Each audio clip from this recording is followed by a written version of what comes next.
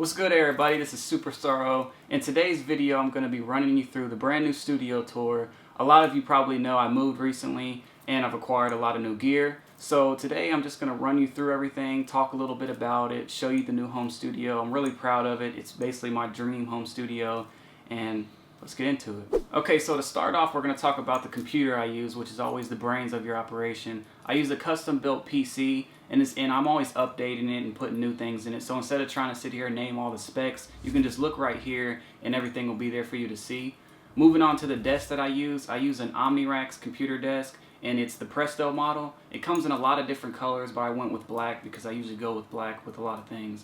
It's a really good desk. It's sturdy, has some rack space, and I mean, it works for what I need. So moving on, I'm going to talk about the monitor. A lot of you have asked about the monitor. It's an LG ultra-wide 34-inch monitor. I always use just a regular kind of TV looking monitor, and I wanted to go with something with more space, but instead of going with dual monitors, I found this, and it lets you fit actually even more than what dual monitors can fit because it has a high resolution in it. So it works perfectly for me. It's a great monitor. So next we're going to talk about my speakers or studio monitors. I used to have some Rocket 6s, and I recently upgraded to the Yamaha HS8s. I went with the white color over the black just because it just suits my personality better.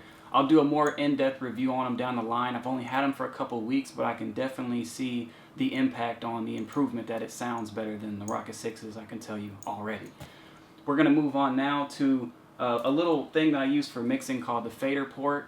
I use it in Studio One, which is a new DAW that I just upgraded to from Cubase. It just lets me do my basic controls like stop, record, fast forward, rewind, and all that, etc. It's just a nice thing with the motorized fader in it. Moving on, we'll talk about my Midi controller, which a lot of you want me to do a review on, the Akai Advanced 49 that just came out. Shoutouts to Akai. It's an amazing Midi controller. To me, in my opinion, it's the best one so far. We'll get more in depth down the line with that as well. Now, I could go on and on about this thing all day because it's an amazing controller, but we're going to move on for now to something that a lot of you ask me about time and time again, which is these LED colorized orbs behind me. Now, I picked those up years ago. I honestly, to tell you the truth, I have no idea where I got them from. It's just if you Google LED orbs, they might come up. They're like $100 or a couple $100 each. They just put a nice flair to the studio, give it a nice feeling, kind of inspire you to even want to work even more. So as far as studio headphones, I use Audio-Technica. The model is the M50X. They're really great professional headphones. I only really use headphones nowadays kind of to reference my mix. After I'm done mixing a beat, I want to check it at the end. But they're really great headphones, and they're sitting on a custom aftermarket stand that I found on eBay for a more modern look in the studio. Next, we'll talk about my microphone. I only have a mic just to kind of cut some vocals, like some quick vocal chops and some EDM beats or something like that. I'm not a singer by any means, but so I didn't have to get a super professional crazy mic, but I went with the Blue Spark mic, which is a condenser mic, XLR, and it's the gold edition. If you're wondering why it's gold, it's a limited edition gold color. Next, we're going to talk about what I have plugged into everything, essentially what is powering everything, which is my Furman power conditioner. Everything's plugged in there basically to keep the audio cleaned. It's a great and affordable way to make sure that your equipment doesn't get fried or damaged in a power surge or a thunderstorm. There's many models that you could choose from, but I went with the PL Plus C model just because I like the little color LED strip on the front. So to move on to my audio interface, I use the Apollo Duo, which is just, as a lot of you probably know, hands down one of the best audio interfaces you can possibly get. It's by Universal Audio, UAD. It's just clean sounding. I don't want to go too into detail with it. I'll do a review down the line, but it's an amazing audio interface, and it took my sound to the next level. Next, we'll talk about the Integra 7, which is a module I have by Roland. It's essentially just Roland's greatest collection of all their best presets from all their keyboards put into a rack mount, and I'll do a review on that later as well. Behind me, you'll see the Korg Kronos 2, which just came out recently. It's just a Korg keyboard workstation with amazing quality sounds, brass, piano, strings. I usually use it if I want a guitar sound or a string sound or some type of realistic sound, because you just can't beat that with virtual instruments. Above it, you'll see the Virus TI2 by Access, and that's what I make a lot of my presets in, that I include in my preset banks, and you can just make some gnarly, crazy, gritty EDM synths when I get into the EDM music. Oh wait, and before I forget, a lot of you have asked me about the chair I recently got. It's a very comfortable, very sturdy chair. It's by DX Racer, and it's the Zero series. They have plenty of different series to choose from. I went with the white and black with carbon fiber kind of looking fabric on it. But it's an amazing chair. I'll have links in the description below for every single thing I've mentioned in this video, so just feel free to go check everything out. Also, you might notice I have an iPad sitting on the desk, and I use an app within that to control my DAW, which is Studio One version 3. I just recently moved from Cubase. And I'm loving Studio One 3, and the app in it just lets me control everything about it. So that's why there's an iPad up there. I can kind of set it up, kind of put the stand on there and control all the volume meters and everything. Now, as far as the room's acoustic treatment, I recently just got that done, and we're going to touch more into detail about that right now. So as a lot of you might know, I recently purchased my first house, and with that came the ability to finally build my dream studio. Now, the room itself is about 14 by 16, which is a really nice size for a home studio.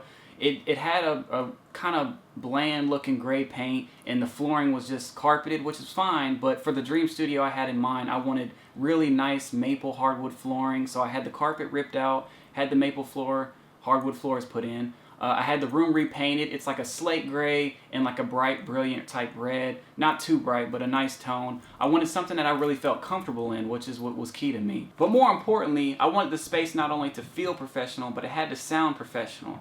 Now, a friend of mine, Adam Ivy, acoustically treated his home studio, and he recommended I go with the company he went with, which is Overtone Acoustics. So I contacted the people at Overtone. I sent them the dimensions of my room.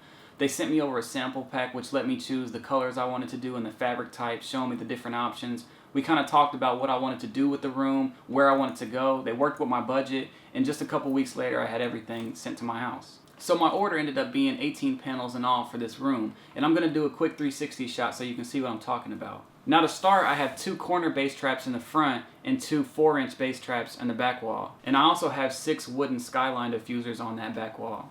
In addition to the bass traps and the wooden diffusers, I have 7 4x2x2 acoustic panels strategically placed around the room. I also have a grinder die custom panel above my monitor, which also serves as an acoustic panel. It's not just a piece of artwork.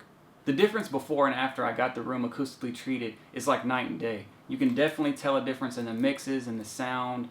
A lot of you are recommending that I get some acoustic treatment in all the old videos, and I'm 100% glad I did for this room, and it sounds amazing. Now, if you've seen any of my other videos, then you've probably noticed that I have a lot of knickknacks around the studio, which are things that I just like to keep around. It's either stuff I grew up on or stuff that I'm really interested in, like anime or whatever it might be. It's just real inspiring to have around. I not only have these couple things on the desk, but I also have the full like bookshelf full of just stuff that inspires me. I might look at it and it might just bring me back to a time of my life, and then I go from that to working on some music. So it's just a really nice thing to have, a nice display, a lot of custom pieces, some things I've had done.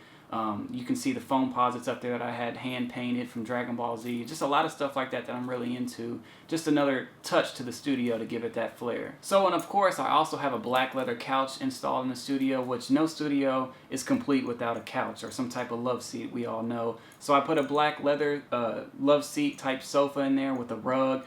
I don't have people over that often, but when I do, they can have a place to kind of hang out at, maybe watch me work, or even if it's just me in here, I can go over there and sit down, take a break from the music, let my ears take a break, kind of do some emails on the laptop, and go from there. Now, I know I might have went through this video kind of fast, but I didn't want it to be hella long. As I said before, a link will be in the description below with every single thing you've seen, or most of it, so you can go look for more information on anything if you want to check it out. Also, as I said, I'll be reviewing everything, or most of this stuff, and leave a comment down below and let me know what you want me to review first. I always try to look at the comments and comment back. So I'll look and see what you guys want me to, review first. Maybe it'd be the Apollo, maybe it'd be the Cord or whatnot. And I'll go by that and start doing review videos on everything. Hit me up, check me out, industrykits.com for sound kits. SuperStarO.com is the main website. Twitter is @SuperStarO. And thank you all for watching, and stay tuned for more videos. Peace.